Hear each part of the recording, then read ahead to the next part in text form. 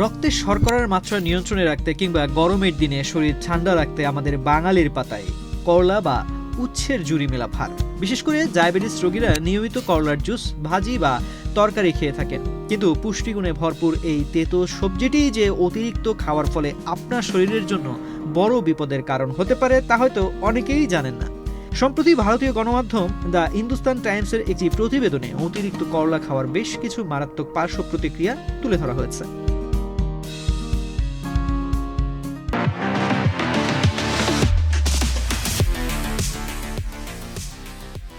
করলা এবং উচ্ছেদের মধ্যে মোমোরচারিন নামক এক ধরনের বিশেষ প্রোটিন থাকে। পরিমিত পরিমাণে এটি শরীরের ক্ষতি না করলে অতিরিক্ত মাত্রায় করলা খেলে এই উপাদানটি লিভারের এনজাইমগুলোর নিঃসরণ অস্বাভাবিকভাবে বাড়িয়ে দেয়।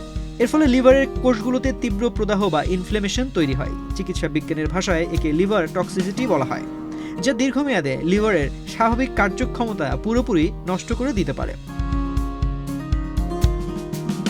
করলায় প্রচুর পরিমাণে ফাইবার ও ল্যাক্সেটিভ থাকে, যা কোষ্ঠকাঠিন্য দূর করতে সাহায্য করে। তবে অতিরিক্ত উচ্ছেদ বা করলা খেলে তা পাকস্থলীর স্বাভাবিক পরিপাক প্রক্রিয়া বিঘ্ন ঘটায়।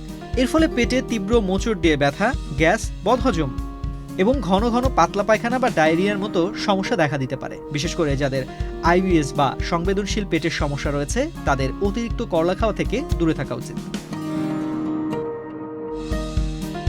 গর্ভকালীন সময়ে অতিরিক্ত করলা খাওয়া হবু মা এবং সন্তান উভয়ের জন্যই অত্যন্ত বিপজ্জনক। করলার কিছু সক্রিয় রাসায়নিক উপাদান জরায়ুর পেশিকে সংকুচিত করে ফেলে। এর ফলে গর্ভাবস্থায় আকস্মিক রক্তপাত শুরু হতে পারে, যা চরম পর্যায়ে গর্ভপাতের মতো মারাত্মক দুর্ঘটনা ঢেকে আনতে পারে।